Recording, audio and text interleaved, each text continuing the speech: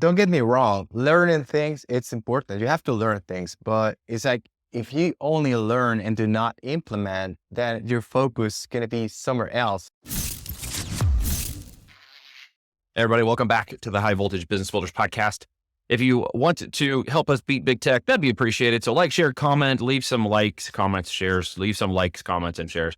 If I don't say it 3 times, you're not going to hear me or do any action. So I'm going to repeat myself multiple times as I always do in these podcasts. But I have an interesting guest today. I have someone who's going to talk about accountability and business building around the Amazon e-com interface. And I'm also going to welcome him here as a Voltage client and as a case study. So with that, I want to preface this conversation by asking you, were you incentivized, manipulated, or otherwise forced and coerced to come on this call with me today?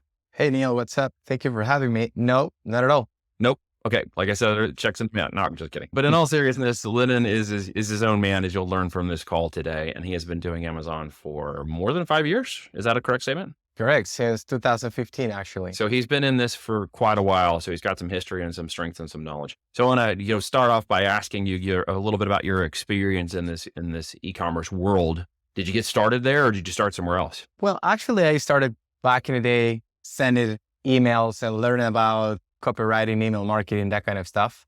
That was, I would say, my first steps into the online world. Actually, one of my students, because I learned this stuff, to write copy, doing email marketing, affiliate marketing, and I started my own program, actually. So one of my students, then he came back to me one of the days after he was making good money. He was making like $10K a month after going through my program. I was really happy, really proud of him. But he said, you know what, Lenin, I don't like this. I don't want to keep sending emails. So I was really looking into something, and I think I found it. I'm doing Amazon. I didn't know what it was all about back in the day. And he said, would you like to join me? And I was like, hey, are you selling me into your own coaching program, or what's the deal? Yeah. Skepticism kicks in. Yeah. Yeah. Actually, he was trying to get me to purchase from his affiliate link. I think it was Amazing Selling Machine type of program. Yeah. Or it was exactly that. So I was like, okay, cool. Let's see. How much is it going to run me? And he said, oh, it's going to be like 5K or something. And I was like, okay. So you really went through this. So why don't we do this? Why don't you teach me? Why don't you coach me? And we go half and half. Yeah. And he said, okay, let's do it. And that's basically how I got started. That was my introduction into the Amazon world, actually. Yeah. Well, and since then, you've obviously been involved in a number of products and businesses within the Amazon world. What would you say, just from your own experience now with the breadth of experience that you've had, is something you may be passionately willing to debunk now that maybe people are saying about, Amazon and saturation of products and FBA and physical private label versus other models? What's something you maybe would feel passionate about debunking now that you've got some experience? That's a great question. So I guess it is saturated if we're looking for the cheap products, for the $10, $5, $10 products. That would be, a market that's sort of saturated. But even so, there's always new products coming to the market. So I might doubt myself about the argument that I just said. But definitely, Amazon is growing by leaps and bounds, and I don't think we have reached that point where we can call it that, like, saturation. I think it's more like knowing exactly how to find the great products, and be willing to go like the extra mile, and not just what the gurus are saying, right? But really trusting guys that know what they're doing and that they're actually doing the stuff that they're preaching, like you guys in Voltage. Yep. How much have you actually spent in coaching and programs and other things trying to figure it out along the way? A lot of money, like 100K so far. Like 100K? Okay. Yeah. Well, that's one way to figure it out. Did you bring something from each of those? Or, it wasn't a total loss, right? No, never it's a loss. You always learn. When you appreciate different perspectives and different people talking about the same subject, you can see that you're always learning, you're always growing. Perhaps the results are not going to show up right then and there, but that new piece of knowledge that you got, perhaps going to help you in the future. So for me, investing in myself is always a good thing, even if I don't get the results I want immediately. So why would you say maybe Voltage is an Amazon growth consultancy versus a course program, et cetera, is a little different than what you've experienced in the past? And man, Why? Oh man, Oh man, are you all right? 100%. Yeah. Okay. I mean, you have to stop me because I'm not gonna stop. You're going to gush. So Okay. Keep gushing. yeah, Your story, not mine, yes. man. So I've been through different programs, like from courses, like really cheap courses, like $100, $1,000 courses, and then even coaching, $1,000 a month, $2,000 a month coaching programs. Compared to Voltage, you can see value immediately. And it just based off of what I did when I joined you guys, the first thing I got from you was a mindset shift, being able to see things in a different perspective, and I realized that even though I had when I joined you guys, that was last year, that was since 2015, that was 7 years, right, of experience, but I was doing things wrong. Like you mentioned, some people that even when they have a lot of time here, they don't have the fundamentals right. And to me, that was really something that stuck out, when we had a conversation. And I realized that you were right, because if I keep doing the same thing over and over again, I was not gonna be able to get the results that I'm getting right now. And yeah, for me and for the business, really joining Voltage was life changing. First, because of the mindset shift, and also because of the clarity that I got, and third, for the tools that you guys provide, and also the the support system that you have in place. And it's really simple. Instead of working in the business, I'm working on the business. I was spending too much time watching, my PPC, watching over my PPC like 4 hours a day, doing crazy stuff. It doesn't That change wasn't that really, fast. yeah, Yeah. wasn't really You mean helping me move the obsessing needle. over your PPC is that some other people refer to Yeah. it. Yeah. Yeah. And actually in one of those programs, we had these Q&As, these weekly calls, and an ongoing conversation, and people were just, talking about it. And I thought, you know what? Yeah. That's what we have to do. We have to talk about trying to figure out how it works, try to figure out how this black box really works and get the most out of it. Crazy stories from people, managing the PPC down to the detail, like keyword for keyword, put in one keyword per campaign and crazy stuff like that. I was really obsessing about it and wasting my time. And then when I talked to you guys, you said, hey, Lenin, you don't have to do it. Just use this software and these are going to handle the PPC for you. And you don't have to spend any more time on that. And you can focus on launching more products, which is basically where the money is. And I was like, okay. Yeah. But I didn't understand that. I understand it before, even though, perhaps I heard it, but it didn't make sense because there was so many perspectives, point of views. And another thing that's important is that some of these programs, they try to push content like every day, teach a new thing every day. That's because they have to, right? They have a membership or something that you have to keep paying. And that's how they keep you inside of their systems, right? But you don't need that. You don't need all that information. You just need a playbook, a clear playbook that's step by step, like the one Voltage have, and that's it. That's all you need. Just focus on that. Focus on the playbook. You're gonna actually start hitting your goals, at least from my experience. Kind of lightens the load a little when you realize that there's this mental mindset for paying for certain things and then expecting certain results. And then you constantly get anxious if they're not coming fast enough. And so you think that if I keep touching it, I can make it go faster. When in actuality, sometimes you just need to rest, which I think is ironic. And I'm glad to hear you doing that now, because what you're realizing is I'm more specific and tactical to the things I should change. And then I've, slapped hands and left everything else alone and stopped touching it, because it's really hard. And it's ironic because people end up in the mindset that they've got to trade time for money again to make this business grow faster, when in actuality, the opportunity is to step out, walk away, go play with your kids, go have fun, go for a ride, do something else. Like, you have the opportunity to do that time now. Stop trying to push things into that same trading time for money format. Does that make sense to you when I say it that way? Yeah, that makes sense. And I also remember talking to Reed about this, and I was saying, you know what, I need to hire people, and I need to hire people to grow. And he said, not really. You didn't have to really hire people. I run my business pretty much. It's myself, and I think it's his wife and himself, and that's it. And I was like, hey, I'm doing the same thing. So how can I not grow to the same size, or perhaps not the same size, but close to, perhaps even higher than $1 million a month, a year, sorry. So why not? If Reed can do it, and he has the process, formula, system, And he's open enough to give those systems to me so I can implement those in my business.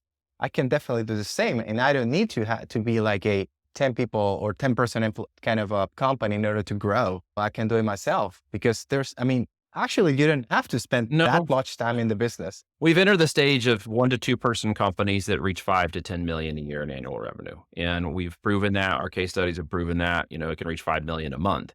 The opportunity is much more vast and expansive than people realize. And sometimes it's hard for them to grasp those big, hairy, audacious goals of saying, okay, could I make $1 million a month? Yes. How long it takes you to get there is one thing. How much capital you have to deploy to get there is another, but it's still doable. And so I think that if you can start shedding some of those limiting beliefs and start realizing it's possible through groups of people you're connected with, through mentors and coaches who are actually doing it, then you actually can level yourself up. One of the frustrating things I see with people who come in and chat, and maybe this resonates with you, was they're constantly talking to all the same people who are all struggling at the same level, and no one is above or pushing them to go higher than they are. And so they all commiserate in this area while their businesses suffer. And I've seen that over and over again, especially with existing sellers. They have this idea there's nothing new to learn. I haven't found any products that can work. There's not a different process, and there's no opportunity in this model, and they fail out. What do you say to that now that you've come to some experience in this? Don't get me wrong. Learning things, it's important. You have to learn things, but it's like, if you only learn and do not implement, then your focus is going to be somewhere else instead of doing the things that you have to be doing in order to grow your business. So that's how I see it right now. Execute. We were talking about that yesterday. Like, yell it out 3 times, right? Do something imperfect, and something perfect will happen along the way. How many times you've heard me say that? Like, I repeat that continuously to people.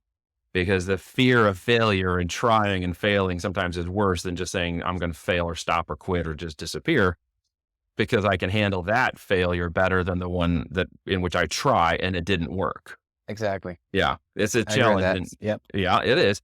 But you obviously did that. And one of the bigger things I think that we need to share here is, while you were an existing seller, you were not as profitable as you should have been.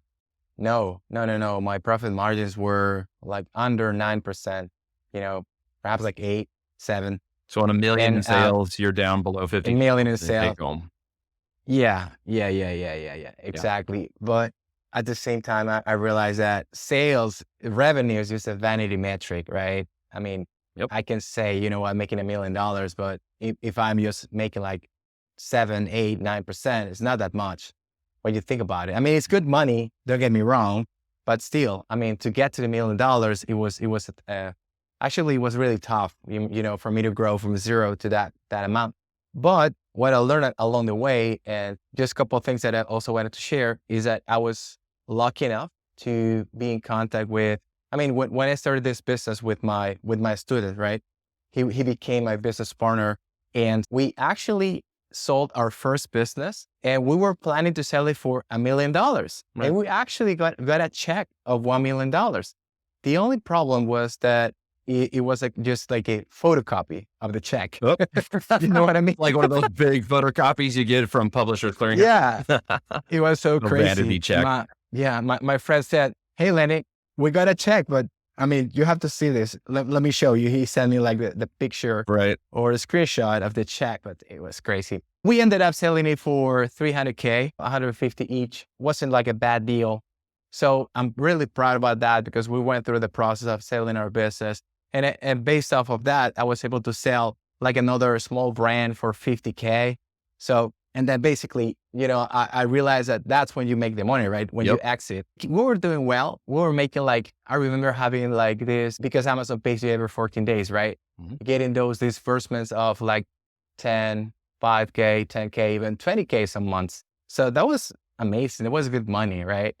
And mostly that was profit. We were sharing profits, but perhaps we got too confident, too cocky, and we let the business die off a little bit. And that was the reason why we couldn't sell it for $1 million at that point. Yeah, but I learned my lesson. I also made good money, so I'm not complaining about that. But there is more in your business usually, isn't there? Especially for existing sellers. I don't think they understand what's setting right in front of them when they have sales. Like there's one thing to get started and get sales. Okay, that's one hurdle. There's another thing to get into growth mode. And there's another thing to be profitable, isn't there? Yes. From profitable to growth is a very different jump when you can't pay yourself enough and pay the business, you start to stagnate, you capitulate things in the business, and eventually it'll, find itself falling down in the market if you don't grow. Where have you come in the last 16, 17 months and starting with us from that 9% in profit? Oh, yeah, definitely. I mean, what I learned is that the main focus was to start bringing in new products with higher profit margin. I mean, even when it sounds like it's just obvious, it wasn't, at least not to me, I was more in the game of pushing sales, trying to get more units per day, focusing on that, because we were told that if you like dominate certain niches or keywords, then you're going to make a lot of money later on. But that never happened, so I started transitioning into really focusing on products with better profit margin. We're not there where we want to be. So we grew from 9%, that was like 2021. Then when we joined Voltage, we started thinking of a few things here and there, adding a couple of products. And then we hit it was from 9% to 12%. And right now we are at 15%. And hopefully adding more products to our product line, we're going to be closer to 20%, perhaps by the end of the year, hopefully. But yeah, I mean, that's the goal, to keep growing consistently month after month, year after year. Well, how much of a different saleable asset have you got from 9% to a 20% business at that point? At least a couple more points in the business valuation, which is a big win should you decide to sell it. But at this point, you also have more capitalization for yourself, but for the business, don't you? So what's that roadmap now in your vision changing look like in the coming year? Yeah, I mean, I'm looking to sell my business this time really for $1 million. That's what I want, but not for a photocopy of a check, but for an actual wire deposit of $1 million. Yeah, that's our goal. I'm not gonna say short term, but we think we can get there perhaps by the end of the year. We might start thinking about the idea of selling it if we hit our KPIs or our projections in terms of sales and revenue, sales and profits, So that puts you around 24 months in with us to a possible $1 million exit from your business. Not a bad Potentially. deal. Not a bad deal. Dude, congrats for the work. Look, I would love to say it was all Voltage. It's not. I know we shared some things with you and we've given you some insights, but really at the end of the day, we could have told you a lot of things and you would have decided not to act on them. Like I tell people, I can lead a horse to water, but I can't make it drink. And you drank the water, you followed the process, you were willing to be coachable, you listened and you executed. And even imperfectly, you figured it out. And now you're your own guy heading in your own direction. And it's an honor just to be a part of your experience, to be a part of your testimony, and just to see you become the guy who is so much more confident now than when we discussed this, 16 months ago, which is very fun to watch, man. So thank you for that. It's an honor and a privilege to represent you today. No, definitely. And I appreciate you guys for all you have done for me, and not only the mindset shift. I mean, believe it or not, I was really between a rock and a hard place when I joined you guys, because I saw that I had perhaps 7, 8, 9% profit margin, but it was going down. If I kept that route, I would have been here right now talking to you, at all. Perhaps I wouldn't have any business. Well, you do now, and it's all upside from here, my man. So let's get out there and crush it. Thank you so much for joining me, man. I appreciate your story today and sharing some good news. All right, guys, we'll get in, share, comment. If you got any questions for Lenin about some of the things he did, please ask in the comments here, YouTube, etc. And of course, like I said, share, comment, subscribe if you want to hear more of these updates on Apple Podcast and otherwise. God, we'll see you on the next episode. Thanks so much for joining me.